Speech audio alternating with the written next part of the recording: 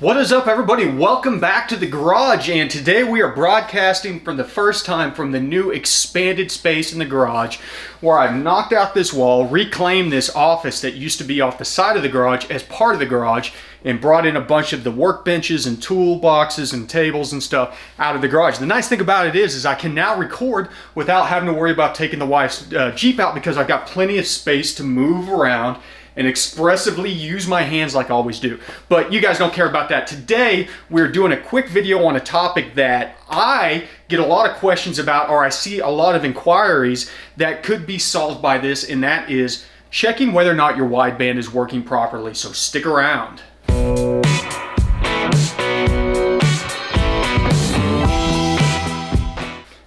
Hey everybody, I want to start off as usual by thanking all the new subscribers out there. If you have not hit the subscribe button down in the corner, is it actually on this side or is it on this side? I need to double check that, but nonetheless, hit the subscribe button down below, ring that bell so you don't miss out on any new content. And I mean, what's the worst that's going to happen? You're going to learn how to tune? I mean, who doesn't like to learn a new skill, much less one that makes horsepower? On top of it, I want to thank everybody that has liked any of the videos out there. You guys help grow the exposure, grow the channel. That is the #1 best thing that you can do. So even if you don't subscribe, take the time, hit that like button, because that gets all this information out to other people. On top of it, make sure you check out the links below. You know, you can get tune assistance through the Patreon. There's awesome merch down there that helps grow the channel, helps us to buy parts, things like that. So I appreciate anybody that takes the time to do that. But now back on topic. So there's a lot of people out there that will ask specific questions about why is the wideband showing this whenever this is happening, etc., etc. We can't dive into every single one of those, but what we can do is take a quick second to check out a way to double check whether or not your wideband is working. It's pretty straightforward. You don't have to log very many parameters. You just have to log your wideband, your commanded EQ, and then your short-term fuel trims. You can log your long-term fuel trims also if you want. Those are less critical on this because we're going to go in and reset those. What'll happen then is once we reset the long-term fuel trims, unless your tune is literally spot on, which is probably not the case, you're going to see your wideband shoot up one direction or the other, and then within a minute or two, your short terms are going to fix that, and your wideband should match up to your commanded AFR or EQ within 1 or 2%. So this is a super easy check that we can do even at idle. Literally, that's how I like to do it at idle. This will tell you, because you are using 2 O2 sensors to verify the one wideband, whether or not, well, unless you're a 4-cylinder guy, sorry, you only got 1 O2 sensor. But nonetheless, this is a quick and easy way to verify whether or not it is working properly.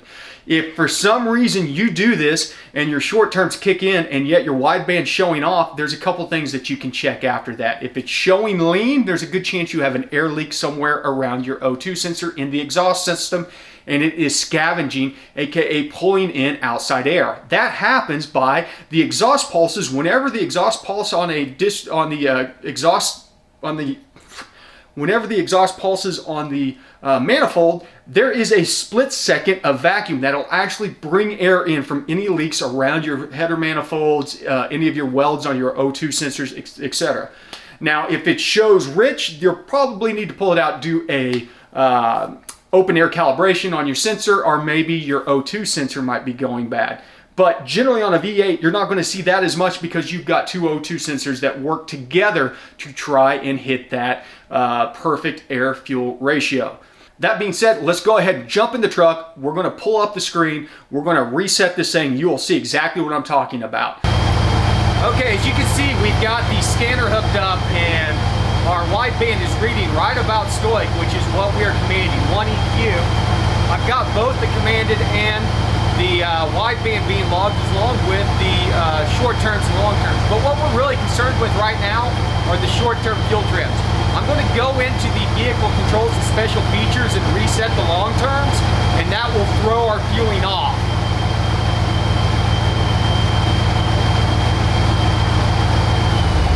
There we go. We just shifted our fueling way off, and right away our short-term fuel trims start catching back up.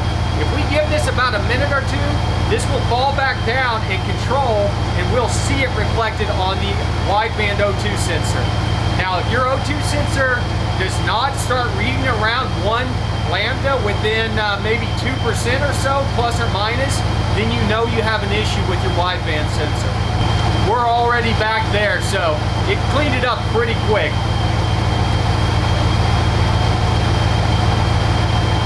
So was that easy or what? I mean, as soon as we hit the long-term fuel trim reset button, boom, everything went wonky. The short terms bring it right back to stoic, and the wideband catches right up. This is a super simple way to double check to make sure that you're not tuning with bad readings, and it's not a bad idea to do every once in a while. You know, it'll save you some heartache down the road. There's nothing worse than trying to dial in a tune with a wideband that's reading a couple percent off, one that's got an exhaust leak, things like that. So this will save you some time down the road, and it literally takes 5 minutes to do. In fact, I'm stalling for time right now on this video. I'm just kidding. We're going to wrap this thing up because I've got other things to get to. But as always, make sure and check out the live show on Thursday nights. That's 8 Eastern, 7 Central, like they used to say whenever you lived in the Central Plains.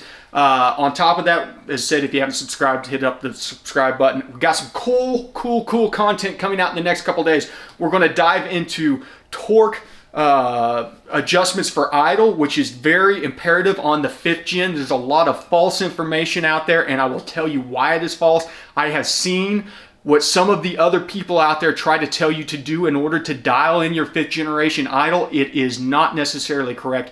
I have tried every flip, switch, button, graph in here to see what makes a difference and which does not. We will break that down, go into it in depth. Then on top of it, we're going to get into torque table tuning, period, because I have reset the torque tables on the Super Auto back to stock. So this thing, once I get past 10% throttle, with this pulley on there, starts closing the throttle body. So that is imperative that we get that part dialed in. But we're not going to do that until I've got a supporter down in Texas that's letting me borrow an AEM True Boost controller. We are going to use a boost controller to control supercharger boost on a centrifugal supercharger or a Pro Charger setup using the wastegate, not the wastegate, the blow-off valve. Sorry about that. But nonetheless, that would be pretty cool to see how that works because this pulley is capable of over 14 PSI.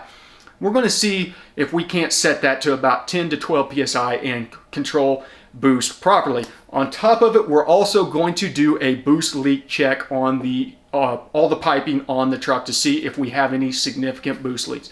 So lots of videos coming out in the next couple days. I'm on vacation right now, so why would I not make a ton of videos? But as always, I want to say thank you for stopping by the garage. Remember, ABT, always be tuning, and see you guys soon.